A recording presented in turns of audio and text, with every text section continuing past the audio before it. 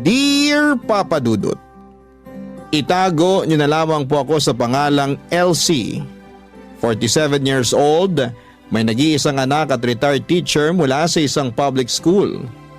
Masasabi ko na ang buhay may asawa at pagiging isang ina ang pinakamasayang bahagi ng buhay ko noon.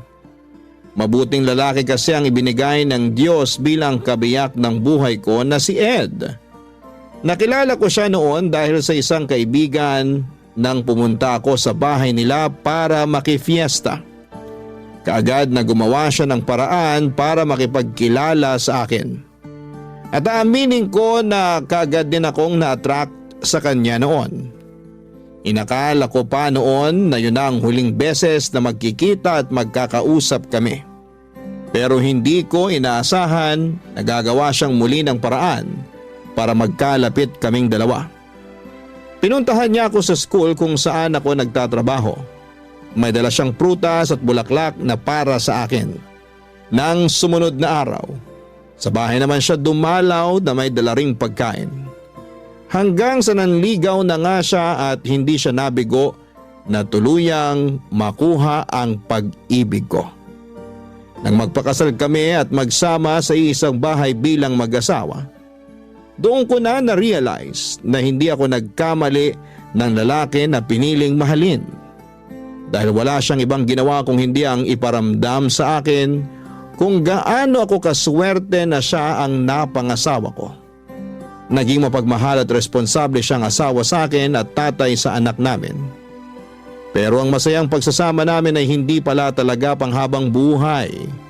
3 taon pa lang ang anak naming si Dennis nang tuluyan akong iwan ni Ed nang namatay siya ng dahil sa cardiac arrest, Papa Dudut.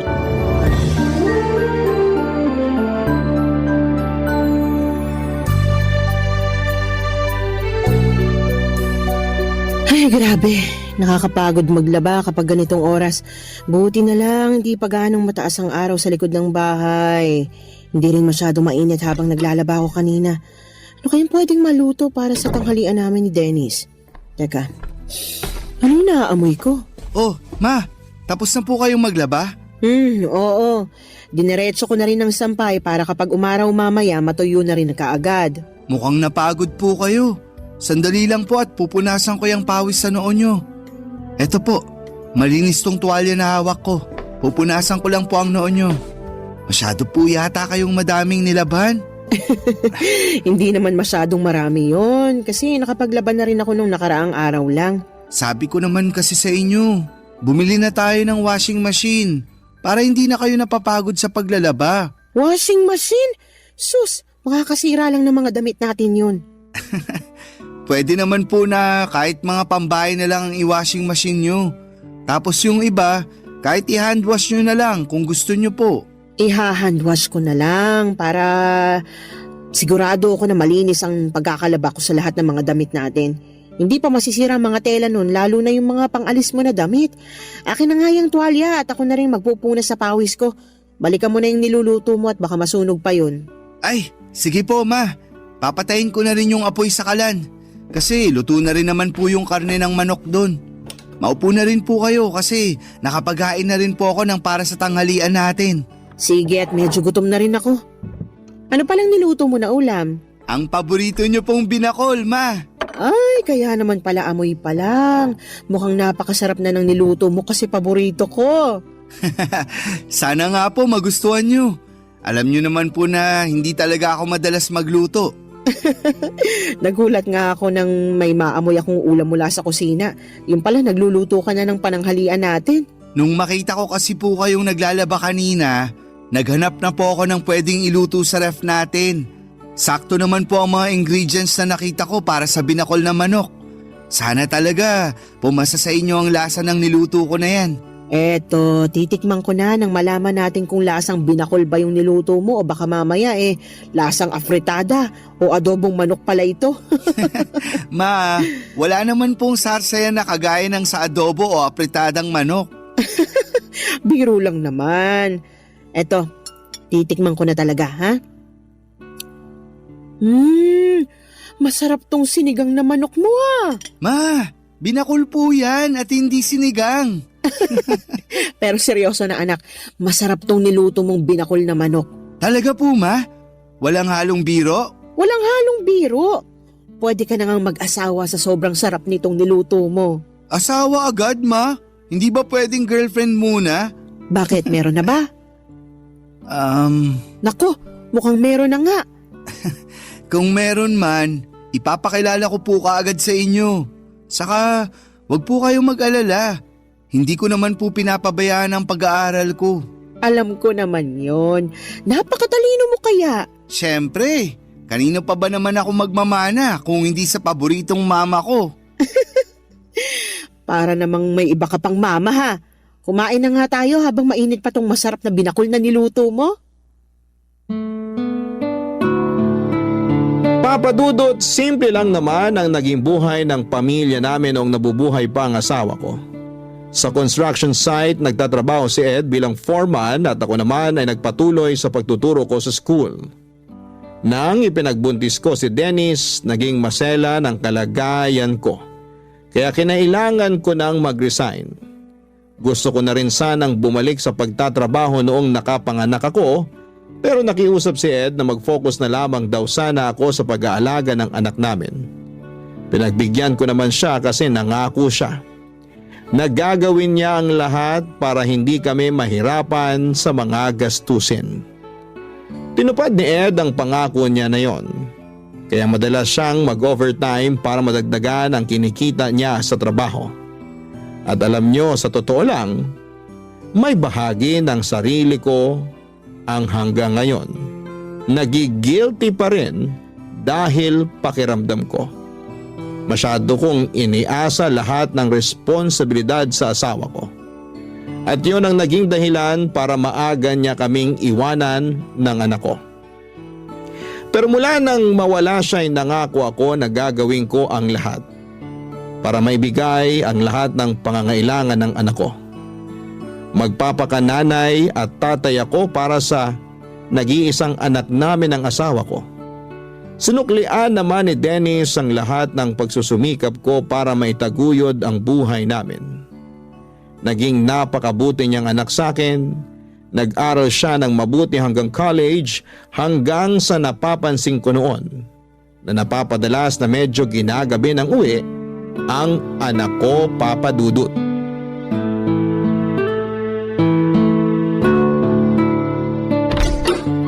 Mukhang hindi pa nakakauwi si Dennis dito sa bahay ah. Mabuksan na nga ang ilaw dito sa sala at nang makaupo muna ako sa sofa.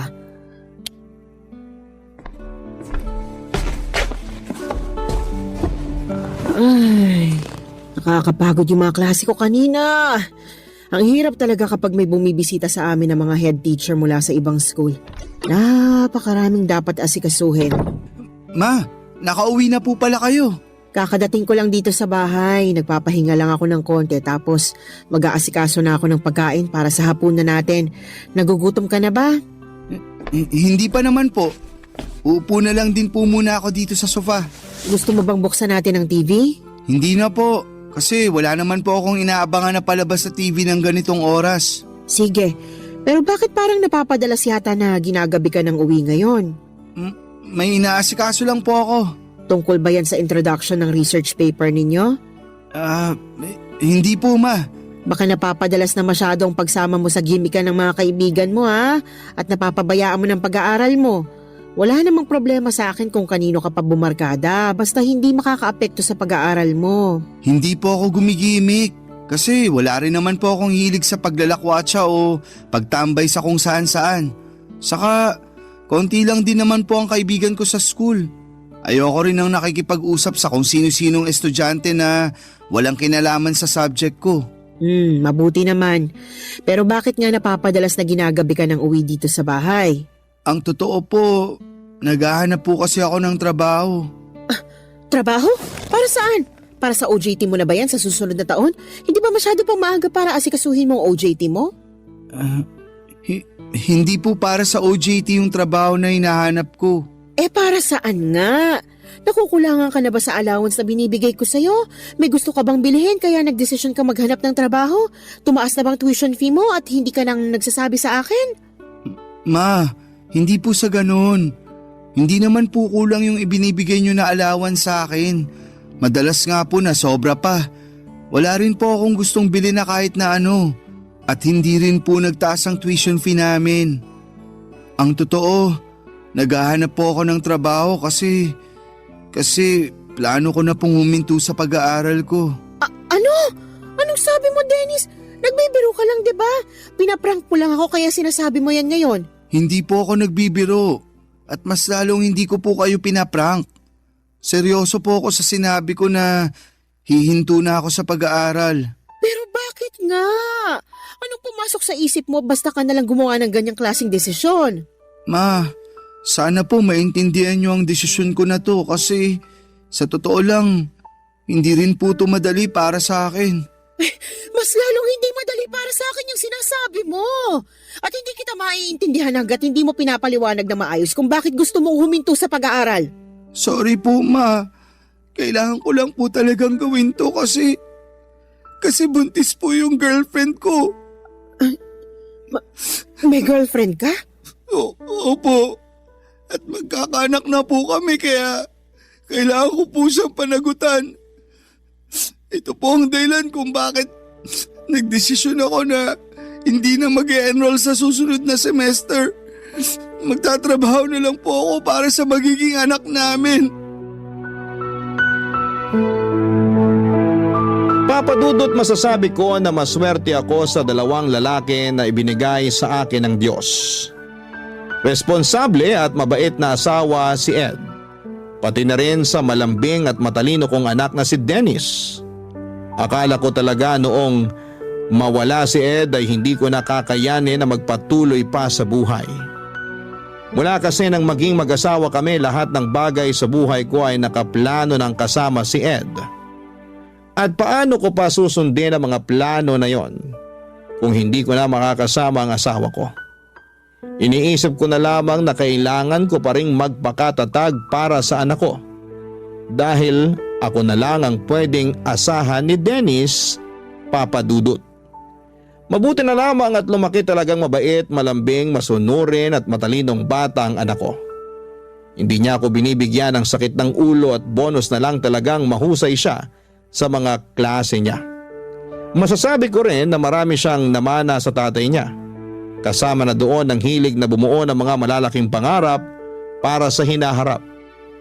Pareho din sila ni Ed na pangarap na mabigyan ako ng malaki at maayos na bahay. Ang sabi ko naman, masaya na ako sa simpleng buhay na meron ako basta kasama ang anak ko. Ang hindi ko inaasahan noon, yung malaking pagbabago na mangyayari dahil sa pagpasok ng bagong tao sa buhay namin, Papa Dudut. Barangay Love Stories. Barangay Love Stories. Papa Dudut, sa totoo lang, gusto kong magalit nang sabihin sa akin ni Dennis na nakabuntis siya ng babaeng hindi ko pa nakikilala. Hindi ako nagagalit kasi masisira o magbabago lahat ng mga plano at pangarap ni Dennis para sa akin. Yung inis at sama ng loob na nararamdaman ko ay para sa anak ko. Kasi bukod sa mga pangarap niya para sa akin ay meron din siyang sariling pangarap na alam kong magugulo ng dahil sa mga nangyari. Ang kinakasama pa ng loob ko noon ay yung desisyon niya na huminto sa pag-aaral. 1.5 taon na lang kasi at makakagraduate na dapat siya sa college. Kaya lang ay hindi ko na siya napilit pa na ituloy ang pag-aaral niya. Kahit sinabi ko na handa akong tulungan siya sa lahat ng gastusin sa college at sa magiging anak niya. Ayaw niya raw kasi na ipasa sa akin ang responsibilidad dahil sa pagkakamaling nagawa niya. Sinabi ko naman sa kanya na hindi isang pagkakamali ang makabuntis ng babae. Sadyang naging mapusok lamang sila at hindi nakalimutan na maging responsable sa mga desisyon na ginagawa nila noon, Papa Dudut.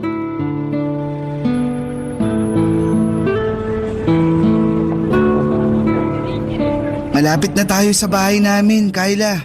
Medyo malayong lakaran pala to, no? Oo, kasi bihira ang dumaraan na tricycle dito sa street namin. Napansin ko rin na parang konti ang mga tindahan dito sa inyo. Medyo nga. Pero huwag kang mag-alala. Kasi may sari-sari store na katabi mismo ng bahay namin. Ayun, sakto. Alam mo naman na mahilig akong bumili ng mga kutkuti na pagkain. Mas okay talaga na may malapit na tindahan sa atin. Pero sa totoo lang, kinakabahan na ako. Kasi baka hindi ako magustuhan ng mama mo. Sobrang bait ng mama ko. Kaya sigurado ako na magugustuhan ka niya. At magkakasundo kayong dalawa. Nandito na tayo sa bahay namin. Pagpasensya mo na lang kasi simple lang tong bahay namin. Uy, ang ganda kaya ng bahay niyo, Dennis. May gate pa bago yung mismong pinto ng bahay. Ang ganda pa ng mga halaman dito sa garden niyo. Naku, alagang-alaga ni mama yung mga halaman na yan. Pasok na tayo sa loob. Kasi sigurado akong excited na rin si mama na makilala ka.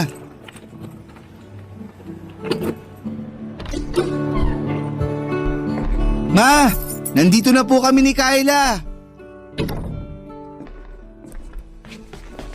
Mabuti naman at dumating na kayo. Sakto kasi kalalabas ko lang ng juice at turon dito sa sala para sa merienda natin. Tamang-tama po pala talaga ang dating namin. Oo, mainit-init pa nga yung turon na niluto ko. Ay, ma, si Kyla nga po pala, girlfriend ko.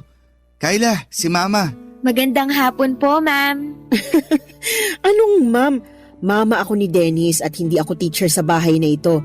Mama na lang din ang itawag mo sa akin kasi hindi magtatagal. Magiging manugang na rin naman kita. Sige po, ma. Sabi sa'yo, mabait si mama. At maganda pa, parang ikaw. Oo nga.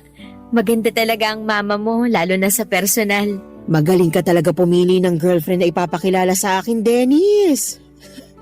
Maupo na muna kayo sa sofa nang makapagmerienda na tayo. Alam nyo ma, kanina pa kinakabahan tong si Kyla. Kasi ang sabi niya, baka taray-tarayin nyo raw siya. Uy, wala ako sinabing baka tarayan ako ng mama mo, Dennis. Pero totoo namang kinakabahan ka kanina, di ba? Kahit naman hanggang ngayon, kinakabahan pa rin ako. Ito kasi yung unang pagkakataon na makikilala ko ang mama mo. Huwag kang mag-alala, Kyla. Basta mahal ng anak ko, mahal ko na rin. Pero matanong ko lang, saan ba kayo nagkakilala ni Dennis? Wala pa kasi siyang masyadong nakukwento sa akin tungkol sa'yo. Sa school din po kung saan nag-aaral si Dennis. Ah, magkaklase kayo ng anak ko? Hindi ko po siya kaklase at matagal na rin po akong huminto sa pag-aaral. Ah, hindi ka na pala nag-aaral. Opo ma, nakatungtong naman po ng first year college si Kyla noon. Pero nang mamatay ang mga magulang niya 3 years ago, tita na lang niya ang kasama niya. Doon po siya nagdesisyon na magtrabaho na lang. Ah, ganun ba? Paano kayong nagkakilala sa school kung hindi naman pala siya estudyante doon? Nagtatrabaho po ako sa kantin sa loob ng university kung saan madalas na kumakain si Dennis. Doon po kami nagkakilala. Masipag pong magtrabaho si Kyla at yun talaga ang pinaka nagustuhan ko sa kanya. Alam ko po na hindi ko talaga siya naikwento sa inyo noon. Pero mabuting tao po si Kyla at mahal na mahal ko po siya. Kaya sana po, okay lang sa inyo na dito muna kami tumira habang hindi pa siya nakakapanganak. Siyempre naman kasi bahay mo na rin to, anak. Huwag kang mag-alala kasi maaasahan mong suporta ko sa lahat ng desisyon na gagawin mo. Lalo na kung para sa relasyon at magiging anak ninyo ni Kyla.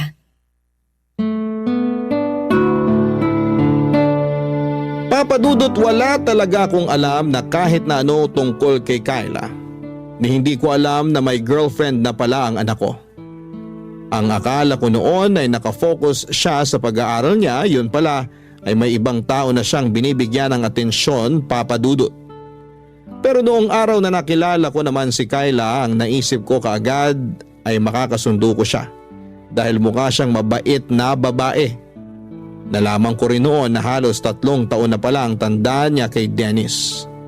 Medyo halata nga yun nang unang beses ko siyang makita sa personal. Naisip ko pa nga na baka may ibang anak na siya dahil medyo malaki rin talaga ang katawan niya. Kahit 2 buwan pa lamang siyang buntis. Pasimple ko yon at tinanong kay Dennis sa paraan na hindi ko siya mau-offend. At sinabi naman niya na wala pang ibang anak si Kyla at sadyang may kalakihan lang din ang katawan nito Papa Dudut.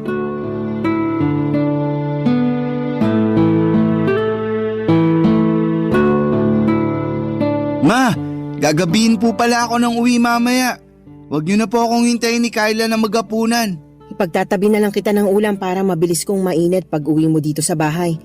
Bakit pala gagabihin ka ng uwi? Kulang po kasi kami ng waiter sa restaurant kaya kailangan namin magdagdag ng oras sa duty namin. Naku, sayang naman kasi balak ko pa namang magluto ng paborito mong igado na ulam para sa hapunan. Talaga? Ipagluluto mo ako ng paborito ko?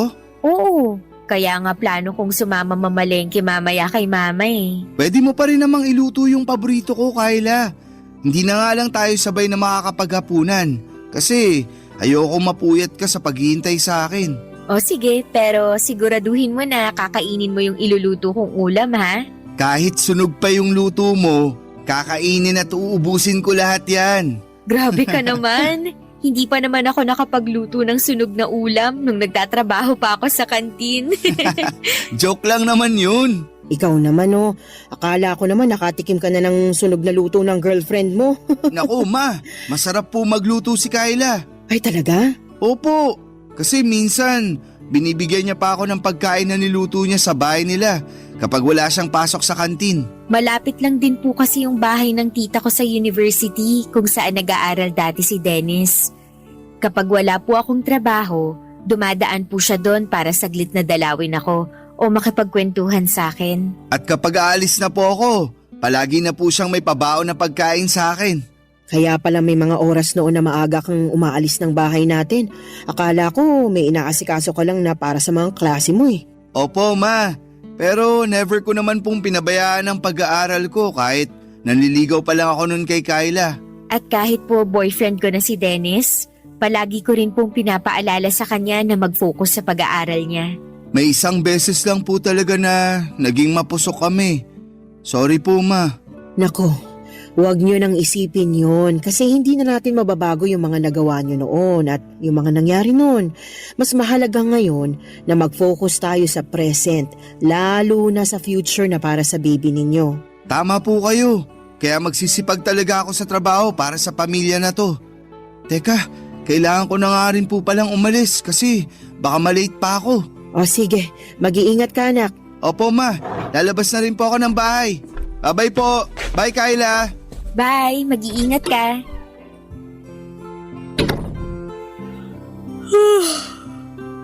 Ang dami ko po palang nakain na pandesal at pansit.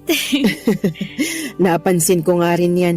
Mabuti naman at nagustuhan mong binili kong pansit dyan sa malapit na tindahan para sa almusal natin. Masarap din po kasi talaga yung pansit kahit wala masyadong gulay. Ayos din po yun dahil hindi rin ako mahilig sa gulay. Pareho pala kayo ni Dennis na hindi mahilig kumain ng gulay. Pero ngayon po, pinipilit ko naman na kumain ng gulay para sa pinagbubuntis ko. Inaantok na tuloy ulit ako. Oh, saan ka pupunta? Papasok po muna ako sa kwarto namin ni Dennis. Akala ko sasamahan mo kung mamalengke. Naku ma, tinatamad na po ako lumabas ng bahay. Ah, ganun ba? Sige, ako na lang ang bibili ng mga sahog na gagamitin mo sa lulutuin mo mamaya. Kayo na lang din po siguro magluto mamaya. Hindi rin naman makakauwi ng maaga si Dennis. Sa ibang araw na lang po ako magluluto para sa kanya. Sige po, pasok po muna ako sa kwarto at nakakaramdam talaga ako ng antok. Kung maglalaba po pala kayo, pakisama na lang din po sana yung mga damit namin para hindi nakatambak sa kwarto. Magpapahinga po muna ako. Papa Dudut, nagkamali pala ako sa naging first impression ko kay Kyla. Nung unang mga araw kasi niya sa bahay, naging maayos talaga ang pakikitungo niya sa akin. Pati na ang pag-asikaso niya sa mga gawaing bahay. Maaga siyang gumigising at pagkatapos mag-almusal ay dediretso sa sala para magwalis-walis ng sahig. Kasunod ang pagpupuna sa mga bintana, nagluluto rin siya ng para sa hapunan namin at siya ang nag-aasikaso ng pinagkainan namin sa almusal. Pero pagkalipas ng ilang linggo ay nagbago ang lahat, lalo na nang kinailangan kong mag-resign sa trabaho. Napaaga noon ang retirement ko dahil lumala ang katarata sa kanang mata ko. Nadaan pa naman sa oral medication pero hindi na ako bumalik pa sa pagtuturo. Mula noon, si Dennis na ang nagtatrabaho para sa mga pangangailangan at gastusin sa bahay. Doon din nagbago ang ugali ni Kyla na halos inaasa na niya sa akin lahat ng gawain sa bahay. Pero naisip ko na baka hindi nagbago ang ugali niya. Baka sadyang yun talaga ang ugali niya. Nagpapanggap at nagpapakitang tao lamang siya sa umpisa. Pilit ko na lamang siyang pinakisamahan noon dahil ayoko nang bigyan pa ng problema ang anak ko na alam kong palaging pagod galing sa trabaho niya, Papa Dudut. Barangay Love Stories. Barangay Love Stories. Papa Dudut, sa isang restaurant nagtatrabaho noon si Dennis. Dahil sa mga gamot na kailangan ko, mga vitamins ni Kyla at iba pang gastusin sa bahay, madalas na nag-o-overtime sa trabaho ang anak ko. Ayaw niya kasi nang nagigipit kami sa pera o panggastos sa bahay. Pinag-iipunan niya rin ang para sa panganganak ni Kyla at nabanggit niya rin na plano na niya itong pakasalan sa susunod na taon. Kaya pilit niyang ginagawa ang lahat para maibigay ang pangangailangan namin. Halos mahigit 10 oras siyang nagtatrabaho sa araw-araw. Naiinis pa ako kasi aalis si Dennis nang tulog pa si Kyla. Babangon lamang ito kapag kakain na. Magbabanyo o manonood ng TV tapos kapag uuwi na si Dennis, madalas natulog na ulit ito. Mabuti sana talaga kung may iba itong ginawa na medyo nakakapagod sa buong maghapon. Oo, buntis siya pero hindi ibig sabihin noon na hindi na siya pwedeng tumulong sa mga gawaing bahay. Hindi rin naman masela ng kalagayan niya kaya walang dahilan para maghapon lang siya na nakahiga sa kama o manood ng TV. Pero hinayaan ko lamang siya at walang kahit na anong narinig mula sa akin. Ang sabi ko baka kapag nanganak na si Kyla ay mas magiging maayos ang ugali niya. Pero naging malala ang lahat lalo na nang makunan si Kyla. Pagkalipas lamang ng ilang buwan, naging maayos na ang kalagayan nito pero mas naging tamad sa mga gawaing bahay, Papa Dudut.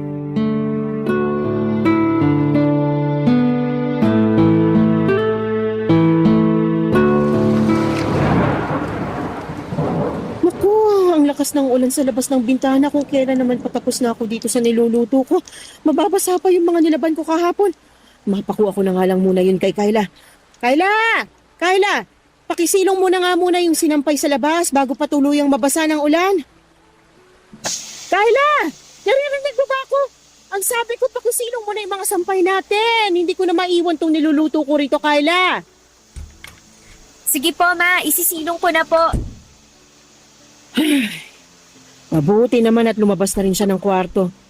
Buong araw na lang siyang nakakulong doon at hindi man lang magwali sa sala. Lahat na lang ng kailangang asikasuhin dito sa bahay, ako nang gumagawa. Haluin ko na nga munang mabuti itong mga gulay. Ayan, mukhang ayos na itong niluluto ko rito. Mapatayin ang apoy sa kalan at silipin ko muna si Kyla kung nagtitiklop na ba siya ng mga sinilong na damit. Kyla, tinitiklop mo na ba yung mga sinilong mo mula sa labas? Ay, teka, nasaan ang babaeng yun? At talagang iniwanan lang dito sa sofa yung mga damit na kinuha niya mula sa sampayan? Ay, mga basa pa yung iba sa mga ito. Tapos sinama na niya sa mga to yung damit. Talaga namang magsisilong na lang ng mga damit, hindi pa inayos. Kailan mo ba aayusin ang mga kilos mo dito sa bahay na ito, Kyla? Bakit naman po hindi kayo kumakatok bago nyo binuksan yung pinto at pumasok dito sa kwarto namin? Bukas tong pinto ng kwarto nyo kaya hindi na ako kumatok. Eh bakit po kayo nandito? Mamaya pa naman po ako kakain ng tanghalian pagdating ni Dennis. Hindi kita pinuntahan dito para sabihin nakahain ang tanghalian mo sa lamesa. Hindi ba ang sabi ko sa'yo? Isilong mo yung mga sinampay sa labas dahil umuulan na. Opo, at sinunod ko po ang utos nyo na isilong ang mga sinampay. Nilagay ko na nga po lahat sa ibabaw ng sofa. Kaya ano pa po bang kinakainis nyo dyan? Ginawa ko naman po yung inuutos nyo sa akin. Ayun na nga eh. Ginawa mo nga ang inuutos ko pero hindi mo naman inayos. Ni hindi mo malang inihiwalay yung mga tuyong damit doon sa iba, doon sa mga nabasa na sa ulan. At sana, tiniklop mo na rin yung ibang tuyo doon nang hindi nakakalat sa may sofa. Ma, ang sabi nyo kanina, isilong ko lang ang mga yon. Wala naman po kayong sinabi na pati pala pagtitiklop, kailangan ko pang gawin. Kailangan ko pa ba talagang sabihin yun? Syempre naman po. Hindi ba pwedeng magkusa ka na lang kasi alam mo naman kung anong dapat na gawin pagkatapos isilong ang mga damit? Hindi ko naman po damit ang lahat ng yon. Yung iba po doon, damit nyo at damit ni Dennis. Kaya bakit ako pa ang magtitiklop ng mga yon? Ako lang ang naglaba? Grabe, Pagtitiklopin mo ng malakas lahat ang ng ulan yun? sa labas. Oh, ma, ano pong ginagawa niyo dito sa kwarto namin ni Kyla? Kinakausap ko lang itong girlfriend mo. Bakit po? Ay nako Dennis, di ba kanina ko pa sinabi sa'yo na masakit ang ulo ko? Oo, nabanggit mo nga bago ako umalis kanina para kumuha ng updated police clearance ko. Ayan kasi si Mama. Inutusan pa ako na lumabas para isilong ang mga damit kanina. Naulanan ako kaya lalong sumakit ang ulo ko. Tapos ngayon, inuutusan pa ako na tiklopin ang lahat ng mga damit na sinilong ko kanina. Ma, bakit naman po kay Kyla niyo pa pinapagawa yun? Pwede naman pong ako na lang ang magtupi ng mga damit mamaya. Hindi naman kasi talaga masakit ang ulo ng girlfriend mo. Ayaw niya lang talagang kumikilos dito sa loob ng bahay natin. Ma, kanina pa po sinabi sa akin ni Kyla na hindi talaga okay ang pakiramdam niya. Basta, ako na po ang magtutupi ng mga damit mamaya. Huwag niyo na pong ipagawa yun kay Kyla para makapagpahinga na lang din po siya. Nakapagluto na po ba kayo ng para sa tanghalian natin?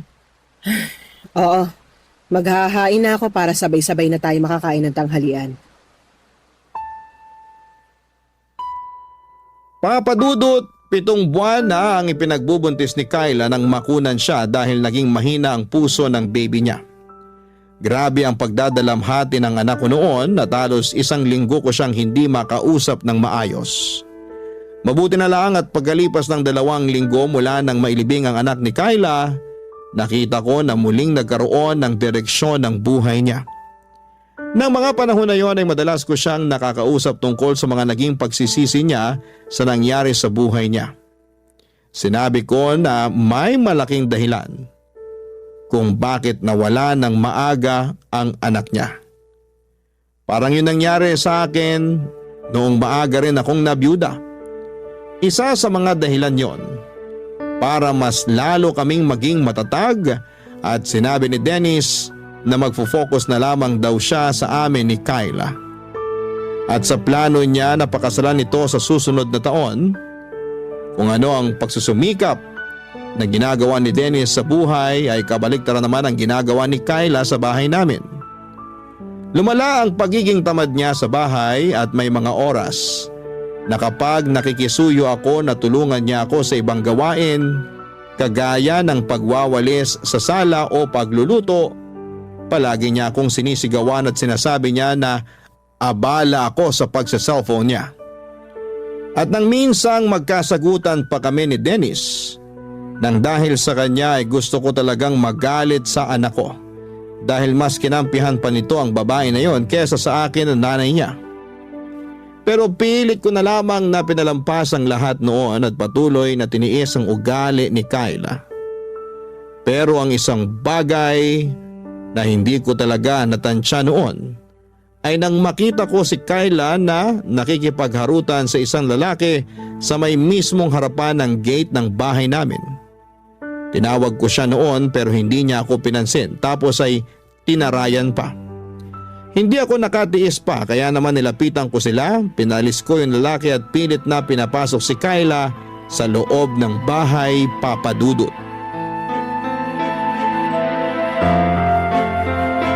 Bakit yun naman po binastos yung bisita ko, Ma? Binastos? At siya pa talaga yung nabastos? Tama ba yung ginawa niyong paghaharutan sa harap mismo ng bahay ko? Ano pong paghaharutan ang sinasabi nyo? Pinsan ko lang po yung kausap ko kanina sa may gate. Pinsan! Ang sabi mo nung nakaraan, delivery rider yon na naghahatid lang ng mga ino-order mo na kung ano-ano sa online. Oo nga po. Pinsan ko po yung delivery rider na yon. Ano na naman po ba yung iniisip nyo na hindi maganda tungkol sa akin? Hindi ako mag-iisip ng ganito kung wala akong nakikita na masamang ginagawa mo. At kailan pa po naging masama yung pakikipag-usap sa pinsan ko? Huwag mo ang binibilog ang ulo ko. Hindi lang kayo nag-uusap ng lalaki na yon. Nakita ko na hinahawakan niya ang kamay mo at hinalikan ka pa niya sa pisngi mo. Ang laswa nyo naman pong mag-isip, ma.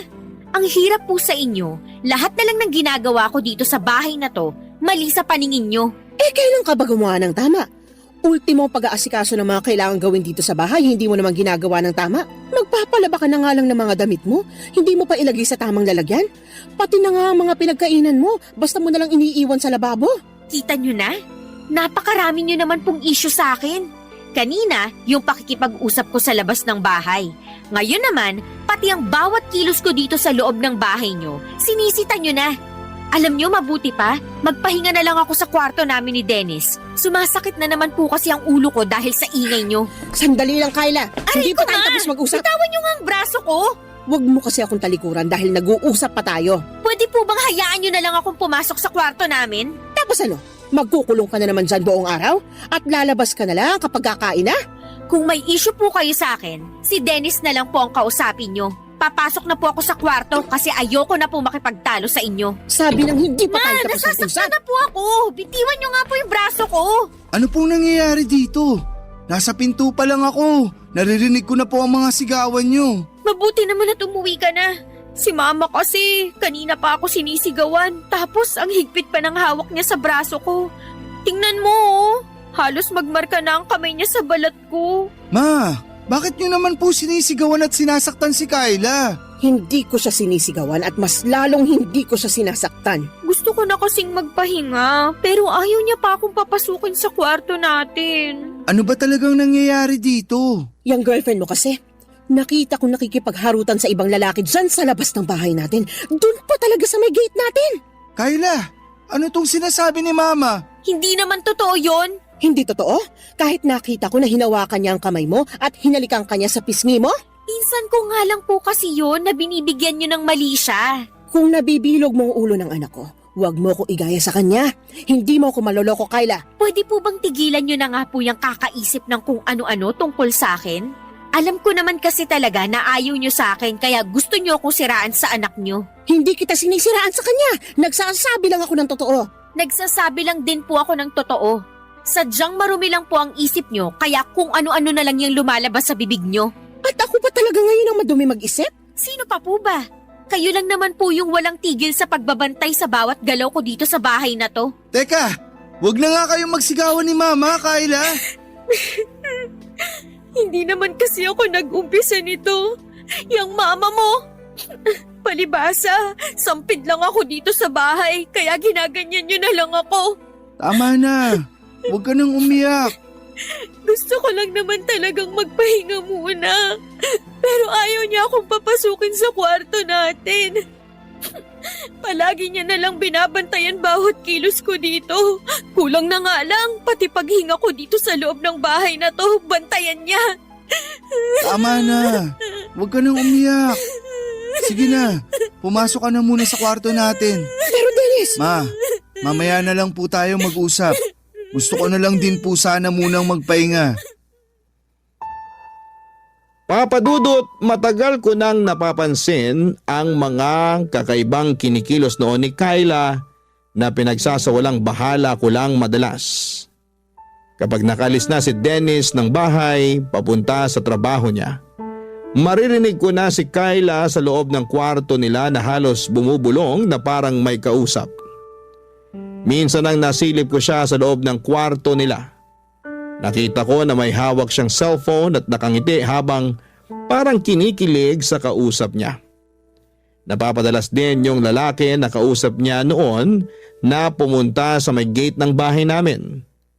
Nung unang nakita ko siya na kausap ni Kyla sa may gate ay nag-usisa ako at sinabi niya na nagde-deliver lamang daw ito ng item na in-order niya online. Hanggang sa halos araw-araw na silang nagkakausap noon. May mga araw din noon na umalis siya sa bahay kapag nasa trabaho na si Dennis. At ang paalam niya ay pupunta siya sa isang kaibigan. Uuwi siya bago makauwi si Dennis sa bahay. Pero minsan, Papa Dudut, naunang umuwi si Dennis sa kanya at nagtaka ang anak ko kung bakit wala si Kyla sa bahay. Hindi raw ito nagpaalam o nag-text sa kanya na aalis ng bahay. Ang sabi lang ni Kyla nang makauwi siya ay may dinalaw lamang itong kamag-anak kaya ginabi ng uwi. Pero iba na ang pakiramdam ko noon dahil nakita ko na noong magkausap sila ni Dennis. Hindi makatingin ng diretso sa kanya si Kyla. Hanggang sa nakita ko ang paghaharutan ni Kyla sa may gate at paghaligpan ng lalaki sa pisngi nito. Hindi ako pwedeng magkamali sa nakita ko at alam ko na hindi yon kamag-anak ni Kyla. Pero alam nyo yung mas masakit. Yung mas kinampihan at pinaniwalaan siya ng anak ko kesa sa akin. Wala akong ibang hinihiling noon kung hindi ang mapabuti ang anak ko at maging masaya siya sa kung sino man ang babaeng mapipiling niyang mahalin. Kahit na hindi ko tanggap si Kyla, ay pinilit ko siyang pakisamahan. Pero ako pa ang lalabas na masama sa lahat. Pagkatapos ng pagtatalo namin na yon ay nag-decide si Dennis na umalis na sila ng bahay ni Kyla. Nangupahan sila sa hindi kalayuan mula sa bahay ko. At isang beses sa isang linggo ay dinadalaw na lamang ako ni Dennis sa bahay. Kapag dinadalaw ako ng anak ko ay iniiwasan namin na pag-usapan ang tungkol sa relasyon nila ni Kyla para hindi kami magtalo. Papadudot, ang dahilan talaga ng pagsulat ko ngayon ay para humingi ng payo sa kung ano ang dapat kong gawin. Sigurado kasi ako na niloloko ni Kyla ang anak ko pero ayaw naman akong paniwalaan ni Dennis. At ayoko na rin na mas lalo pang magulo ang relasyon namin ng anak ko. Kaya hindi na ako naglalakas loob na makialam sa relasyon nila. Ano bang dapat kong gawin para mamulat ang anak ko sa katotohanan na hindi karapat-dapat si Kyla para sa kanya? Sana'y matulungan ninyo ako sa problema kong ito, Papa Dudut. Ang inyong forever kapuso at kabarangay, LC. Dear Papa Dudut, naranasan nyo na bang maging aberya o dahilan ng pagkantala ng isang sitwasyon? Ako kasi oo at masakit pala sa loob na maging dahilan noon. Akala ko noong una ay ayos lamang. Kumbaga sa isip ko mga kaibigan ko naman sila, kaya naiintindihan nila ako. Pero sa huli ay hindi rin nangyari yon, Papa Dudut. Ang una kong naramdaman ay galit at matinding pagtatampo. Lalo at kilala akong ma-pride at mataas ang tingin sa sarili. Pero bago ko ituloy ang kwento ko ay gusto ko munang bumati ng isang mapagpalang tanghali sa inyong lahat. Matagal na akong avid listener ng programa ninyong Barangay Love Stories. Lagi kong inaabangan ang mga uploaded stories ninyo online at isang araw ay nag-decide akong magpadala ng email sa inyong istasyon. Tawagin niyo na lamang po ako sa pangalang Colette. Nagtatrabaho sa Pasig bilang finance staff at nasa 32 years old na ako. Kaka-birthday ko lamang nitong January 1 kasabay ng bagong taon. Sa kasalukuyan ay nasa journey ako ng healing at weight loss. Malaking factor kasi ang mga pinagdadaanan ko sa nakaraan. Kaya lumobo ang timbang ko at pumalo ng lagpas na sa 100 kilo sa edad ko pa lamang na 30 years old.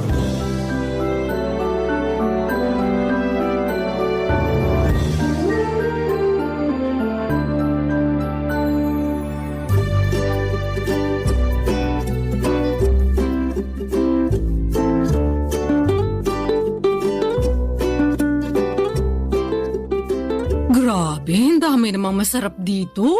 Lalaki ba yan? Sira!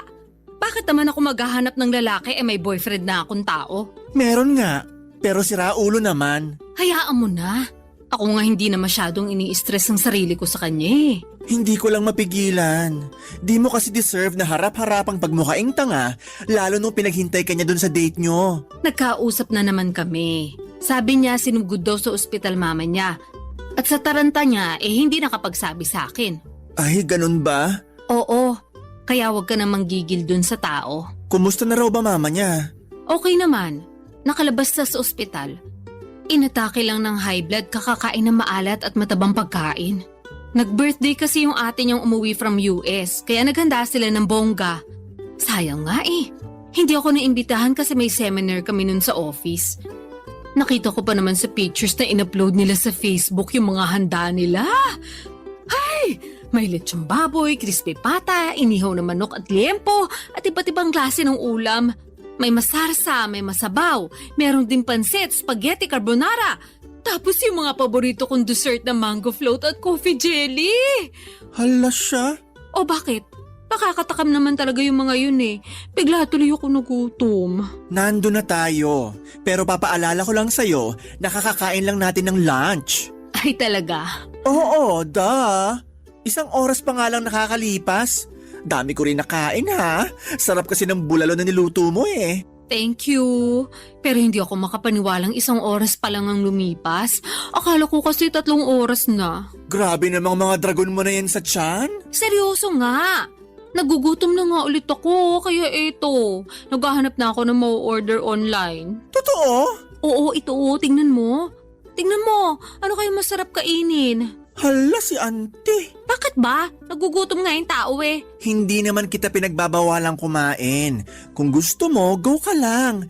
Pero ang akin lang maghinay-hinay ka. Hindi mo nga ako pinagbabawalan. Pero pinakikialaman mo naman ako.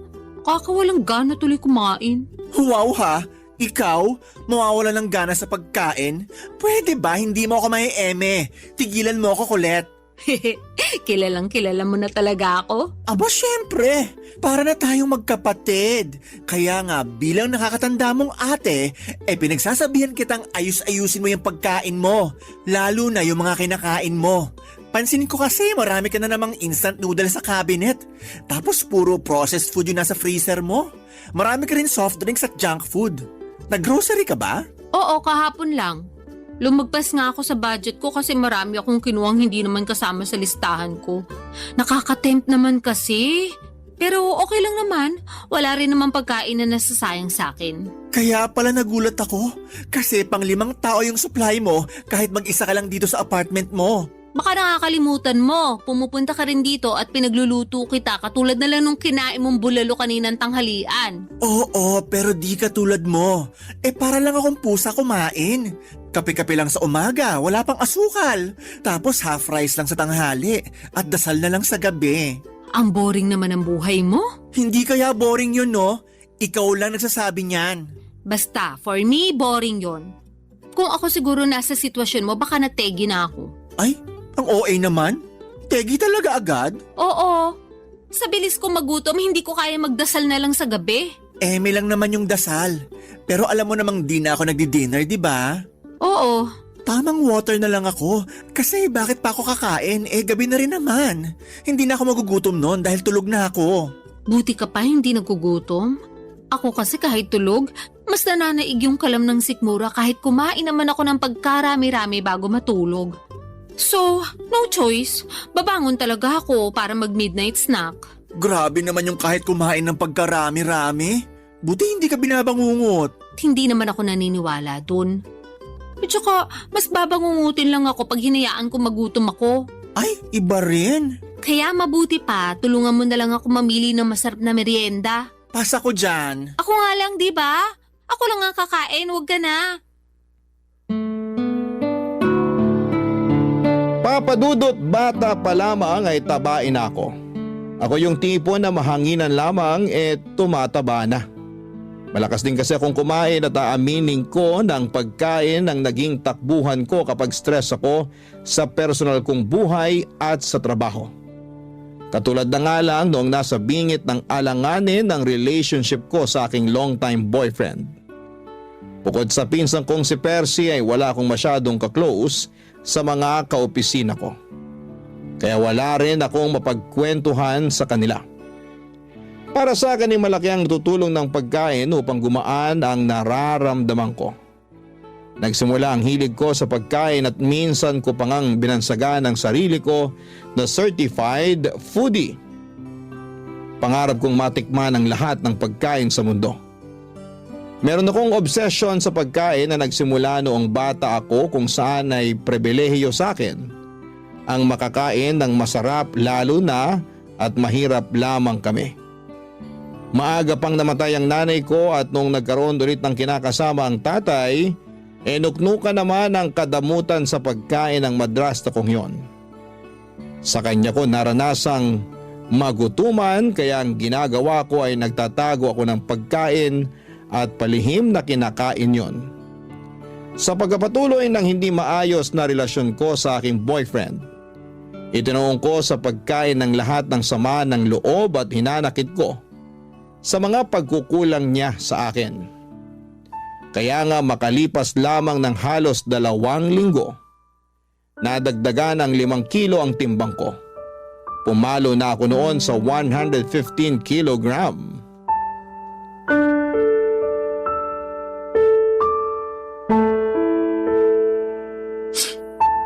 Grabe siya sa akin.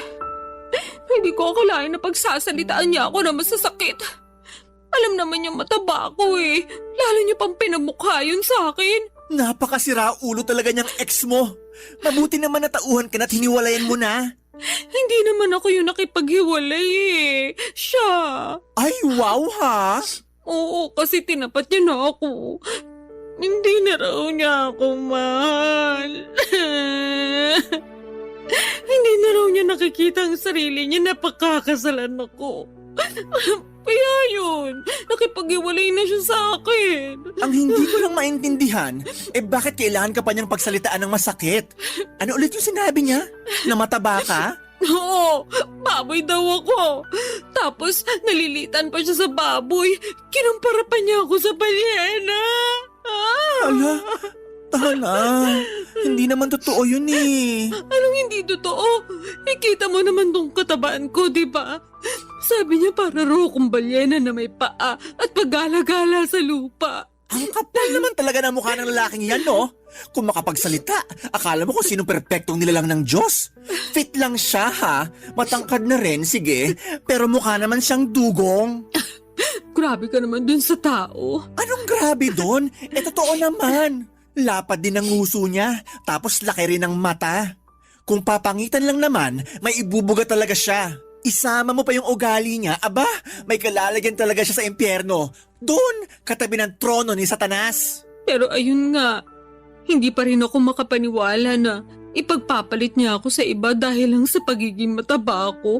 Bakit nagulat ka pa? Alam mo namang sira ulo na talaga yung ex mo simula pa lang nung mahuli mo nagloko. Akala ko kasi magbabago pa siya nung humingi ng tawad sa akin eh. May pasabi-sabi pa na ako raw talaga yung mahal niya. At hindi niya kaya mabuhay na wala ako. Natukso lang daw siya, bla bla bla bla. Lokohin niya, lelang niya. Hindi raw mabubuhay na wala ka. Oh, bakit hanggang ngayon buhay pa siya? Hayaan mo na. Kung ikaw kaya mong hayaan, pues ako hindi. Ayoko yata na sinasaktan pinsan ko, no? Dami mo na pinagdaanan eh. Tapos nung nakilala mo siya, naramdaman ko talaga na naging masaya ka. Kumbaga, for the first time in your life. Nangako rin sa akin yung ulupong na yon na hindi ka niya sasaktan at paiiyakin. Tapos ginawa niya rin sa'yo. Pag nakita ko talaga yung ex-boyfriend mo, makakatikim siya sa akin ng mag-asawang sampal. May kabit pa. Thank you.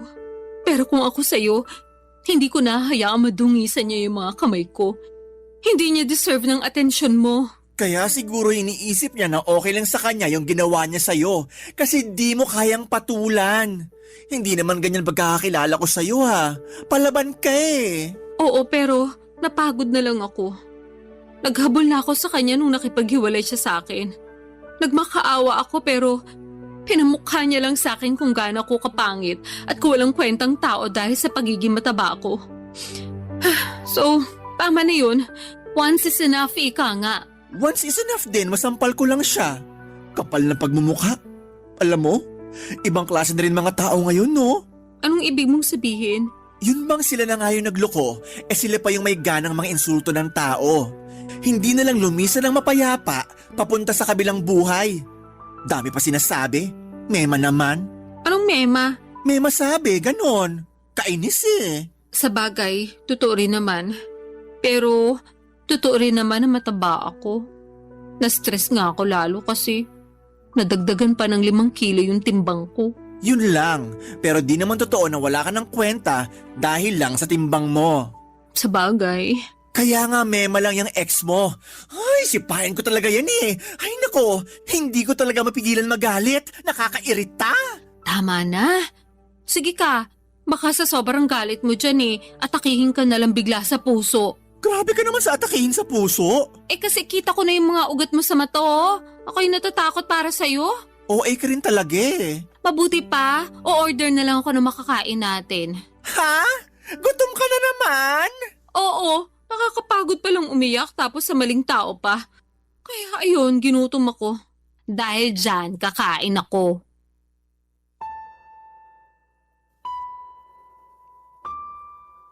Papadudot, sobrang sakit maloko ng taong pinakamamahal mo. At masahol pa doon pinagpalit niya ako sa babaeng hindi hamak na mas payat at sexy sa akin. Laking insulto noon sa pagkatao ko gayong hindi naman ako payat at sexy noong nakilala niya. Pero aminado naman ako na hindi pa ako kasing bigat ng timbang ko ng mga panahong hiniwalayan niya ako. Siguro'y napabayaan ko rin talaga ang aking sarili. Pero kung iisipin, nagsimula lang naman yun noong nanlamig at nagloko siya. Dahil sa nangyari, lalo kong itinuon sa pagkain ang sakit na nararamdaman ko ng mga panahong yon. Sinabi ko kay Percy na kaya ko ang sarili ko dahil nga kilala niya rin naman akong matapang. Totoo naman na matapang ako at palaban. Marami na akong masasakit na pangyayari sa buhay na nalagpasan ng mag-isa. At malaki ang utang na loob ko sa pagkain dahil napapagaan nito ang buhay ko kahit na napapabigat naman ito ang aking timbang. Barangay Love Stories. Barangay Love Stories. Papadudot, sinabi ko sa sarili ko na hindi na ako magmamakaawa sa ex-boyfriend ko. Nabalikan niya ako. Sapat na yung isang beses, sobra na kung susundan ko pa ang pagpapakatanga ko.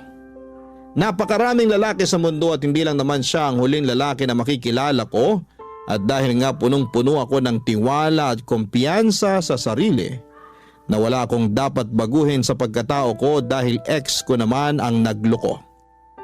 Hindi ko pinakinggan ang sinabi sa akin ni Percy na magdahan-dahan sa pagkain dahil baka lalong madagdagan ang timbang ko. Alam ko naman na concern lamang siya sa kapakanan ko at hindi yon sa pinagbabawalan niya akong kumain. Besides, pera ko naman ang ginagastos ko, pambili ng cravings ko. Pero ayos na ayos lang naman ako ng panahon na yon. Dahil nga break na kami ng dati kong karelasyon.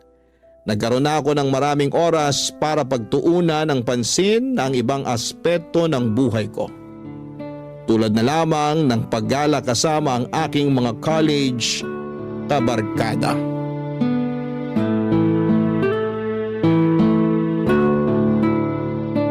Eto, pasalubong ko sa'yo. Wow, keychain! Thank you! Matadagdagan na naman ang koleksyon ko. Ref magnet nga sana kaya lang wala naman dun sa hinintuan namin. Tapos hindi na ako nakapamili ng design kasi hindi na ako bumaba sa sasakyan. Nagpabili na lang ako sa isa naming kaibigan. Hayaan mo, sa susunod, ref magnet na ang ibibigay ko sa'yo. Okay na yon. Thank you ulit. Welcome! So, ano pa? Anong ano pa? Pasalubong ko? May dala ko dung pagkain, kainin mo. Ayoko, busog pa ako. Tsaka di naman yun yung tinatanong ko eh. Ano nga uli yun?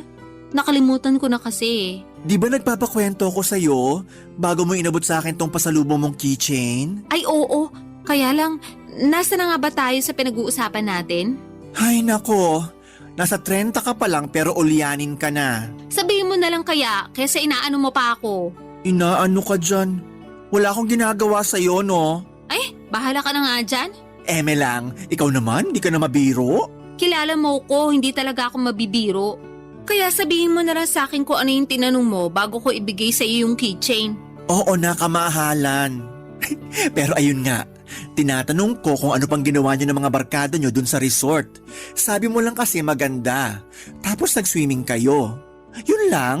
Eh di ba beach resort yun? Tas alam ko maraming bar dun. Di kayo lumabas? Ha, oo. Tama ka naman na beach resort yon at maraming bar.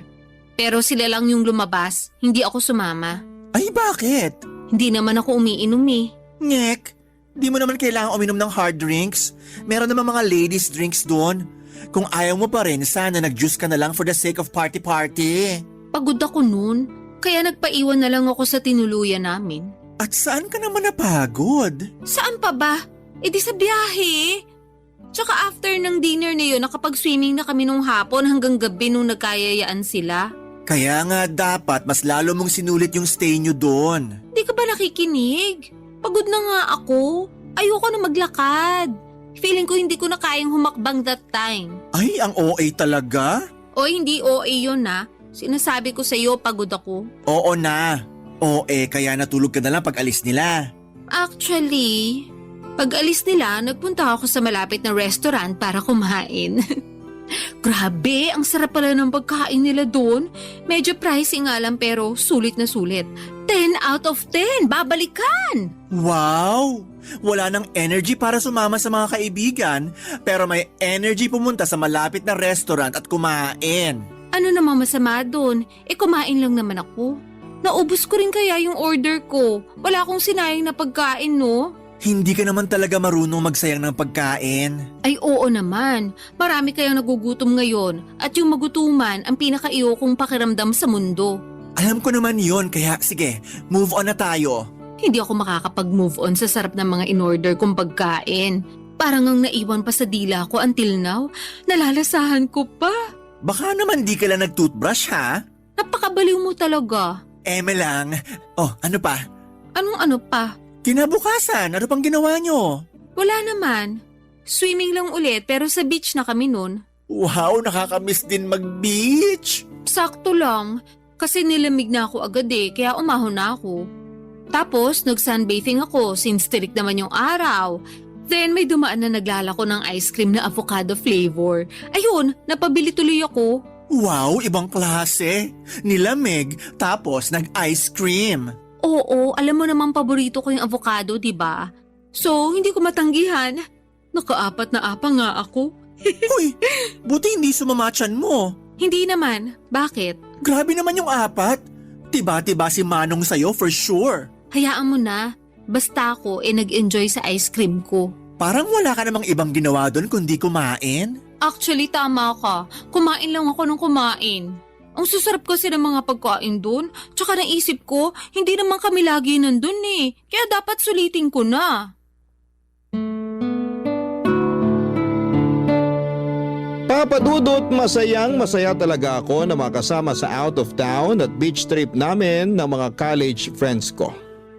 Matagal na rin kasi nila akong niyayaya kaya lang ay nasa circle namin yung guy na palaging pinagseselosa ng ex-boyfriend ko noon. Nakwento ko kasi sa kanya na naging crush ako noong kaibigan kong yon pero hindi ko naman ito tipo.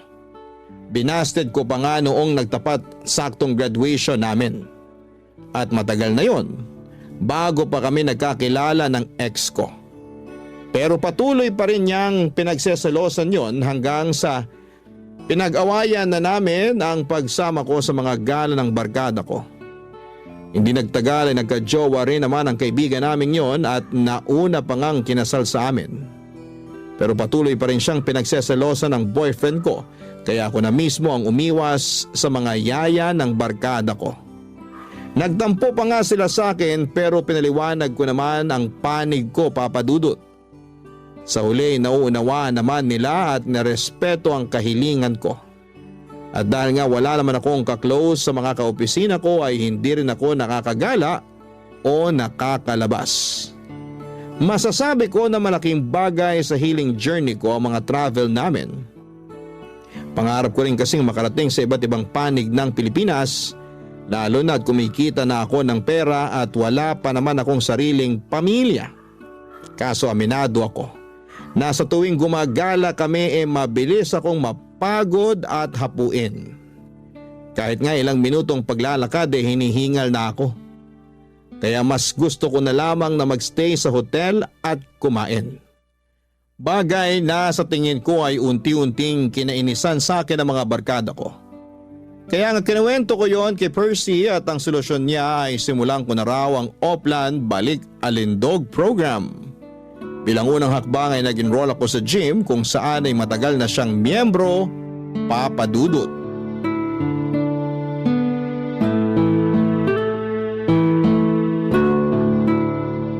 Nakakainis ka naman, Colette. Bakit ka naman naiinis dyan? Tanong-tanong ka pa talaga? Sinayang mo lang naman membership fee dun sa gym. Hinahanap ka kaya ni coach sa akin. Sabihin mo na lang hindi na ako babalik. Ayoko na. Suko na ako. Suko ka na agad? Nakakailang session ka pa lang? Ano magagawa ko kung ayaw ko na talaga? Baka naman sa isip mo lang yan ha. Sigurado ako sa desisyon ko. Pinag-isipan ko yun nung muntik na akong lagnatin dahil sa sakit ng katawan after nung first session. Grabe kaya pakaramdam ko nun. Kulang na lang magpa-ospital ako eh. Sobra naman yung magpa-ospital. Sa pagkakatanda ko, nag-treadmill ka lang naman nung unang araw mo. Correction, isama mo na yung pag-akyat baba natin dun sa hagdan papunta sa gym. Kung bakit kasi hindi uso elevator dun? Nasa third floor din kaya yung inakyat baba natin. May elevator naman, pero under maintenance. Tsaka ayaw mo nun. Naka-warm up ka na nung umakyat ka sa hagdan. Magandang cardio rin yun para maramdaman mo namang may puso ka. May puso ako, no? Ramdam na ramdam ko sa tuwing kinikilig ko kung tikman yung bagong pagkain sa menu. Yan, dyan ka magaling sa pagkain. Ano namang masama doon? May batas ba na nagbabawal akong kumain? Walang batas at hindi masama. Bakit kasi ganyan ang tono mo? Para mo na rin sinabing wala akong karapatang kumain. Hindi naman ganyan punto ko. Ang akin lang, nagpatulong ka sa akin para makapagbawas ng timbang, di ba? Kesyo dami mo nang nararamdaman sa katawan mo at gusto mo namang makasabay sa trip ng mga kaibigan mo. So ako naman, sige, tinulungan kita. Pero bago yon, tinanong muna kita kung talagang desidido ka na magbawas ng timbang. Sabi mo, oo. Kaya nga nag-enroll tayo sa gym, di ba? Oh, makalipas lang ng ilang session ayaw mo na? Ano na lang gagawin mo sa buhay mo para mabawasan timbang mo? Hindi ko alam. Parang ayoko na nga mabawasan ng timbang kasi okay naman ako. Anong okay? Paano ka naging okay? Medyo hassle nga lang pag nagko-commute, pero wala namang karapatang mang-discriminate yung mga driver porke mataba ako. Irereklamo ko talaga sila, sige. O sige, ando na tayo. Pero paano na lang yung overall health mo? Yung katawan mo, hindi lang sa labas kundi sa loob. Sabi mo, mabilis kang hingalin, di ba? Oo, kaya nga sinabi ko sa sarili ko na iiwasan ko na lang yung mga bagay na hihingalin lang ako. Hindi ganun yun.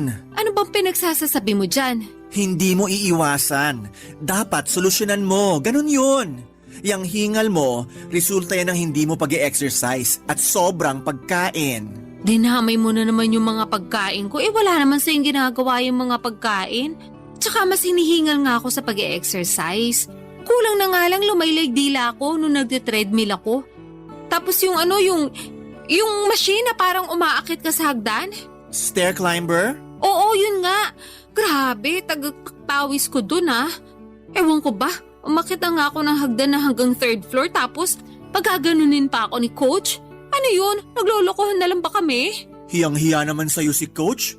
Palitan mo na kaya siya, no? Pag pinalitan ko siya, sigurado magsasara ang gym kasi papalitan ko ng restaurant business. Mas marami kita ko doon for sure. Alam mo, ewan ko sa'yo. Kinain ka na ng sistema. Hindi sistema ang kumain sa akin. Tsaka nagsasabi lang naman ako ng totoo. Hindi naman ako masaya sa pagpunta ng gym na yan eh. Sakit ang katawan ng inabot ko. Alam mo kung saan ako masaya? Oo, parang alam ko na kung saan. Sa pagkain? Tama! Ay, pag kumakain ako, parang nakalutang sa alapaapa mga paa ko. Lalo na syempre kapag masarap yung kinakain ko. Tsaka mas nai-enjoy ko yun. Mas nagiging masaya ako. Delusional ka lang. Akala ko ba walang masama sa pagkain? Wala nga. Pero yung pagiging matakaw mo sa pagkain, yun ang masama. Sobra ka naman. Hindi ako magsasorry. Duwag. Mabuti pa, order na lang ako ng merienda. Ay nako. Bagay talaga sa yung pangalan mong Colette. Masyado kang makulit.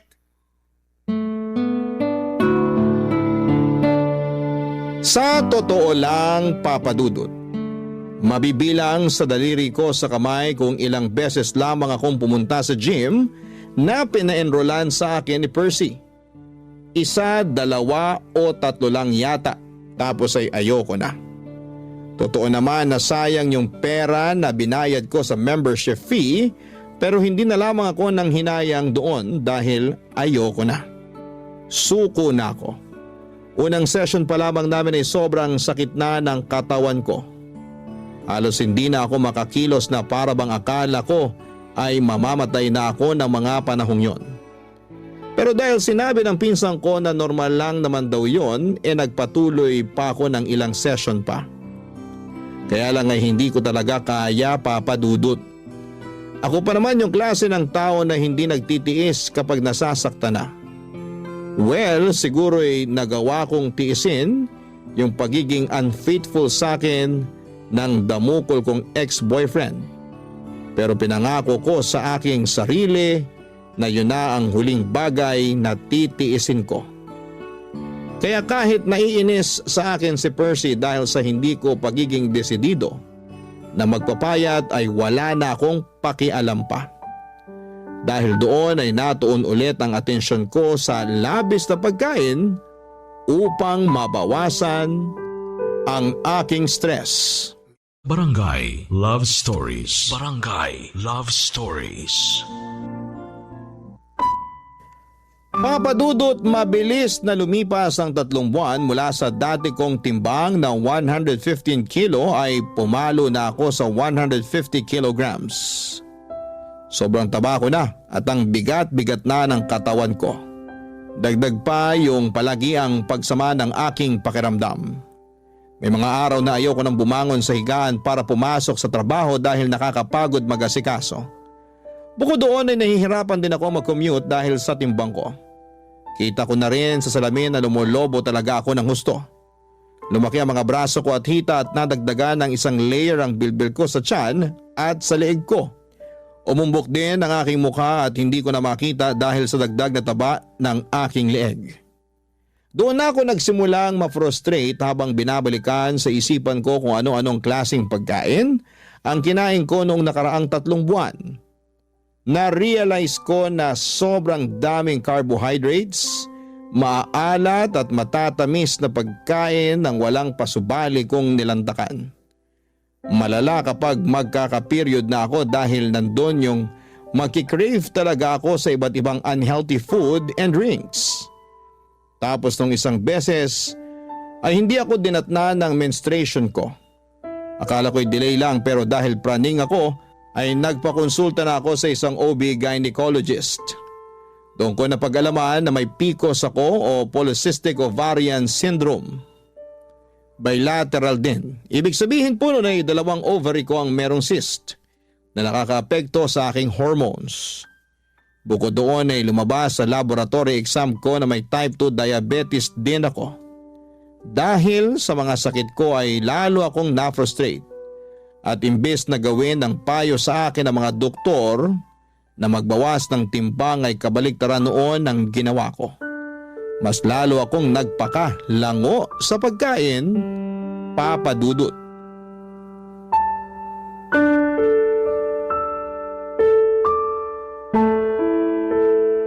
Bakit ang daming balat ng chichirya at bote ng mga soft drinks sa sahig mo?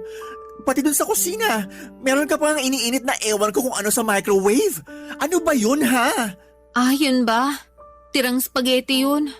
Ilang araw na sa ref ko kaya ininit ko na. Yun lang trip kong kainin ngayon eh. Pwede bang makisuyo? Pakikuha pagtapos ng initin. Hirap na kasi akong tumayo eh. Akala ko ba wala kang ganang kumain dahil may sakit ka? Kaya nga ako pumunta rito sa apartment mo kahit na naiinis pa rin ako sa'yo. Thank you. Pero naisip ko ayoko magpatalo sa sakit ko. Kaya kakain pa rin ako. Kinain mo rin ba yung lahat-lahat ng mga chichirya na yan? Tsaka ikaw din uminom ng mga soft drinks na yan? Oo. Wala naman akong kasama dito eh. Ako lang. Kulit naman. Ano? Sisermonan mo na naman ako kasi kumain ako ng unhealthy food. O sige, kung hindi ako kakain, baka lalo ako magkasakit niyan. Yang mga pagkain na kinakain mo, yung dahilan kaya ka nagkakasakit. Pero sa mga pagkain na yan lang naman ako nagiging masaya. At least kapag kumakain ako, nabubusog ako. At saka yung mga pagkain na yan hindi nang iiwan. Hindi katulad ng mga barkada ko. Ayaw na nila akong isama sa mga gala nila. Ha? Bakit daw? Kasi pabigat lang daw ako. Literal ha? Tapos aberya. KJ din daw ako at mareklamo lalo na sa mga gusto nilang gawin at puntahan. Kasalanan ko ba yun? Mabilis ako mapagod. Tapos baka hindi paligtas sa akin yung mga trip nilang gawin. Alam naman nilang mataba ako. Pinipilit ka ba nilang gawin yung mga ayaw mo? Hindi naman.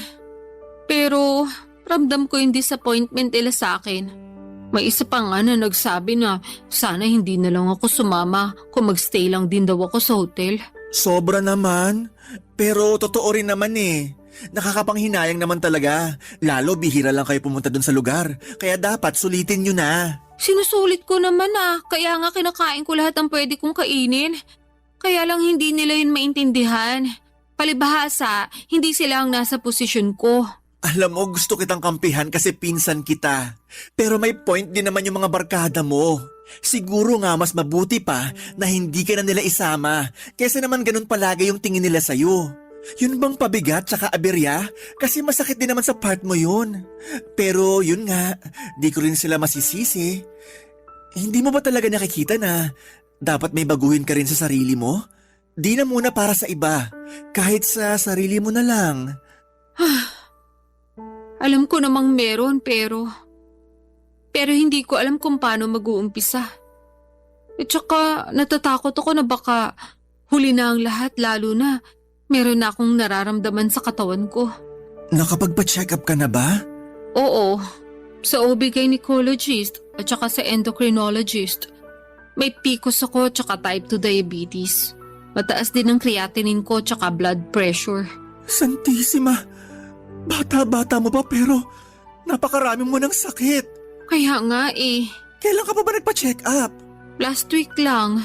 Bakit ngayon mo lang sinabi sa akin? Nahihiya ako sa iyo At saka natatakot ako na baka sabihin mo kasalanan ko rin naman kaya nangyari sa akin to. Naaalala ko kasi na sinabi mo masama ang pagiging matakaw. Oo, pero kailangan mo nang makakaramay. Lalo na sa sitwasyon mong yan. Okay lang naman ako. Karamay ko naman yung mga pagkain. Alam mo, hindi tama yan. Baka lalo ka lang mapasama sa ginagawa mong yan Tsaka di ka naman pinagbabawalang kumain. Pero sana piliin mo naman yung mga pagkain na papapasukin mo sa katawan mo. Nahihirapan ako. Hindi ko alam kung paano ko magsisimula. Pakiramdam ko pag hindi ako nakakakain ng mga pagkain kinasanayan ko, mamamatay ako. Alam mo ba yung pakiramdam na yun? Ang hirap! Hirap na ako magkontrol. Mas gusto ko nalang mamatay para matapos na itong mga nararamdaman ko. Gaga, alam mo namang hindi yan ang solusyon, di ba? Huwag ka munang mamatay. Marami pa tayong lugar na pupuntahan pag gumaling ka na. Please lang, huwag ganyan ang isipin mo. Ewan ko, nawawala na ako ng pag-asa na magbabago pa ang buhay ko. Papadudot mga bata pa lamang ay close na kami ni Percy. Dahil solong anak lamang ako at wala rin namang kapatid sa tatay at madrasta ko. Ang pinsang kong yon ang tumatayong nakatatandang kapatid sa akin.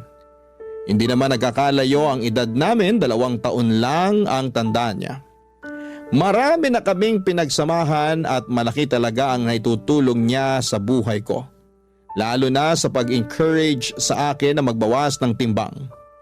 Kaya nga kahit sinesermonan niya ako ng mga panahong yon ay thankful pa rin ako sa kanya dahil mas nauunawaan ko ang mga pagkukulang ko. Hindi lang sa ibang tao kundi lalong-lalo na sa aking sarili. Matapos ang pag-uusap namin yon ni Percy ay nagbalik tanaw ako sa aking nakaraan. Bumalik ako sa mga panahong nagsimula akong magkaroon ng unhealthy relationship sa pagkain.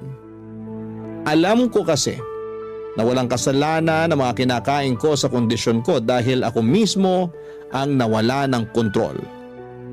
Pero naniniwala din ako na hindi pa naman huli ang lahat lalo na kung desidido akong magbagong buhay. Kaya nga noong 2024 lang ay pinatapos ko muna lahat ng mga handaan bago ko pangatawanan ang New Year's resolution kong magpapayat ng tuluyan. Bilang unang hakbang, nagbawas ako ng kinakain lalo na yung unhealthy katulad ng junk food, soft drinks at sugary treats. Sobrang hirap. Lalo na at umabot na ako sa puntong naglalaway ako, makakita lamang ako ng mga paborito kong pagkain. Pero sa tulong ni Percy at ng aking dietitian ay kinaya ko naman. Sunod kong binawasan ay ang mga consumption food ng carbohydrates. Ang mga halimbawa noon ay kanin, tinapay at mga pasta. Pero hindi ko naman kagad inalis sa sistema ko, lalo na at meron akong mga sakit. Bukod doon ay nag-invest din ako ng treadmill. Ginagamit ko lang naman yon pag maulan, pero pag hindi naman ay sinasamahan ako ng pinsang kong maglakad-lakad sa gabi. Nagbabadminton at volleyball din kami, pampapawis. Kaya sa loob ng 2 buwan, nabawasan na ang timbang ko ng halos 10 kilo.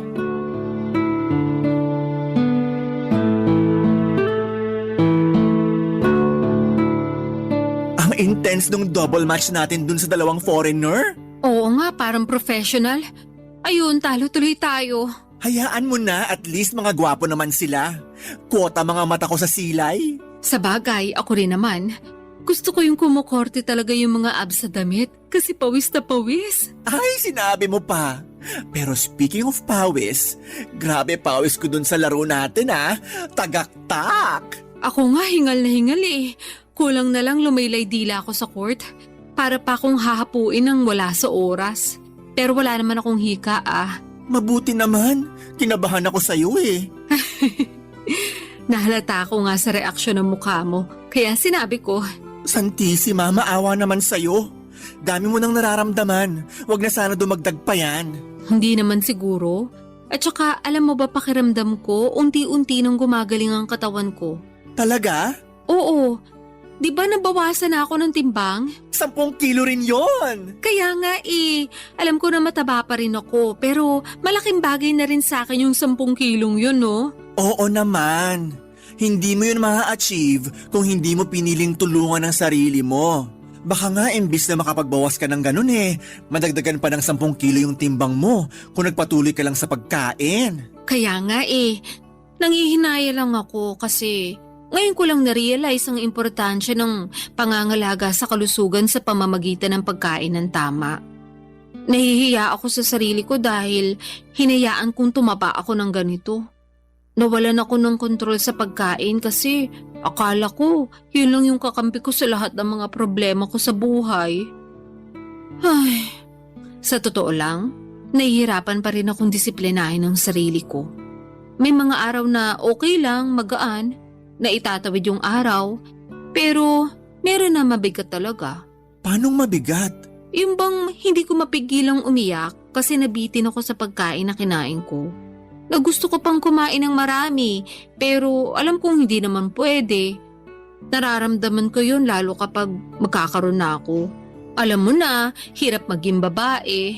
Nakaka-relate ako dyan. O bakit? May matres ka rin? Charot lang. Pero gusto ko lang din sabihin na proud ako sa'yo. Talaga? Kahit na mabagal yung progress ko? Hindi naman mabagal progress mo. Alalahanin mong nasa 2 buwan ka pa lang. Tsaka, oo, proud ako sa'yo. Kasi sinubukan mo mag-diet para sa kapakanan mo. Hindi lang para sumeksi ka, kundi para gumaling ka na rin. Naniniwala ako, pagkain din na makakatulong sa'yo para bumuti pakiramdam mo. Pero syempre, yung tamang pagkain ang tinutukoy ko Tapos samahan mo pa ng exercise at inumin yung mga gamot na reseta sa'yo. Palung-palo ka na. Totoo rin naman. Nang pinagpapawisan kasi ako at nakapagbawas ng timbang gumaan talaga ang pakiramdam ko as in. Pakiramdam ko nga ibang tao na ako. Gumanda rin yung skin ko at saka mahimbing na rin yung tulog ko. Umayos din yung tingin ko sa buhay.